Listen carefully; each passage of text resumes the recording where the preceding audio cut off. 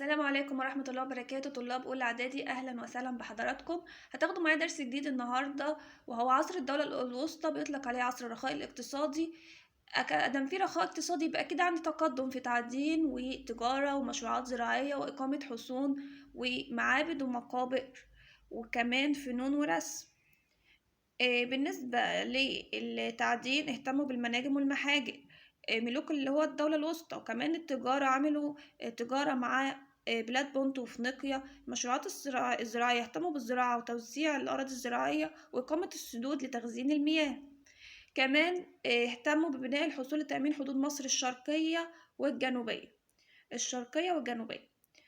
أقاموا كمان مقابر للآلهة، واهتموا بالفنون الرسم. اللي حكم ملوك الدولة الوسطى دول 5 ملوك. منتحتب التاني أو الملك معايا ده من اللي حكم الدولة الوسطى ديت أسرتين، الأسرة ال11 وال12. منتحتب التاني مؤسس الأسرة ال11. باقي الملوك الأربعة من مؤسسي من هيجوا في الأسرة ال12. هناخد أول ملك معايا هو منتحتب التاني، مؤسس الأسرة ال11.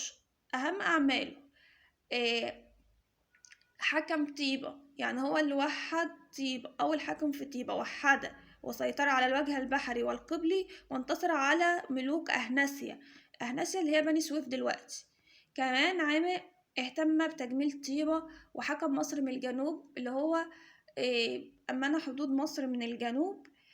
كمان عمل رحلات وبعت رحلات تجارية إلى بلاد بونت. ده بالنسبة لمنتحتب التاني. نيجي ندخل على تاني ملك معايا، وهو ابن محات الأول. أنا كان عندي في منتحتب التاني العاصمة كانت في طيبة. جه بقى ابن محات الأول قالك لا، أنا هنقل العاصمة إلى أسيتا تاو، اللي هي قرية الليشت دلوقتي في الجيزة، معناها القابضة على الأرضين. هي كانت في النص عشان يتحكم في الوجه البحري والقبلي ويسيطر على كل البلاد. كمان أمن حدود مصر من غرب الدلتا عشان الليبيين كانوا بيعملوا علينا هجمات كل شوية لحماية مصر من الغارات الليبية. كمان طرد القبائل الآسيوية من مصر، اللي هم دخلوا مصر عن طريق الشرق. وصلت حدود مصر في عهده إلى حد الجندل الثاني. ده بالنسبة لابن محات الأول. أما بقى الملك سنوسرت، تالت ملك معايا هو الملك سنوسرت التالت. عامل ايه؟ قال لي عامل بنى حصون سمنة وقمنة عند الجندل التاني، وأمن حدود مصر الشمالية والجنوبية.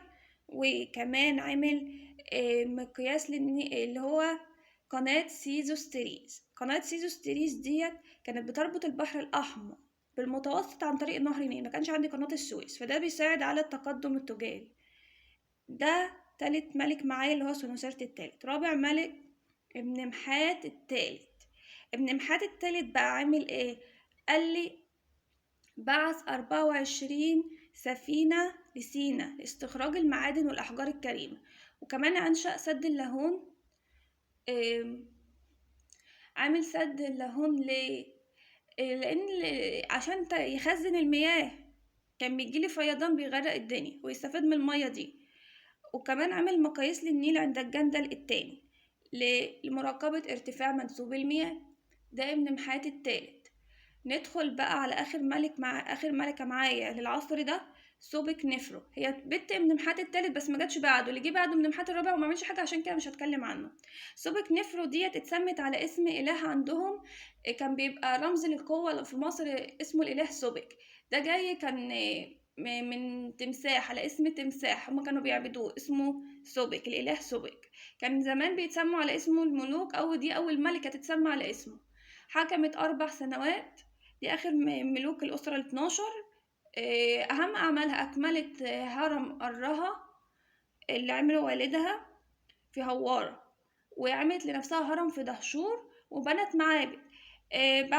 بعد ابن محات التالت حكم ملوك ضعفاء، والضعف سيطر على البلاد بسبب الصراع بين حكام الأقاليم. نتيجة الضعف ده دخل الهكسوس مصر. سقوط الدولة الوسطى، لأن بسبب حالات الضعف والصراع بين حكام الأقاليم الهكسوس دخلوا مصر. عملوا ايه الهكسوس؟ جم منين أصلا؟ قال لي قبائل جاءت من وسط آسيا، واتخذوا من أواريس عاصمة لهم. أواريس ديت في الشرقية. عملوا ايه للمصريين؟ قال لي بهدلوهم. الهكسوس أول ما دخلوا مصر بهدلوا المصريين، وفرضوا الضرايب، واستولوا على مدينة منف، ودمروا المعابد. كان في العصور دي في الوقت ده عصر اللي بيحكم عصر المحلال ثاني، الأسرات من 13 ل 17. الهكسوس كانوا مسيطرين على الوجه البحري.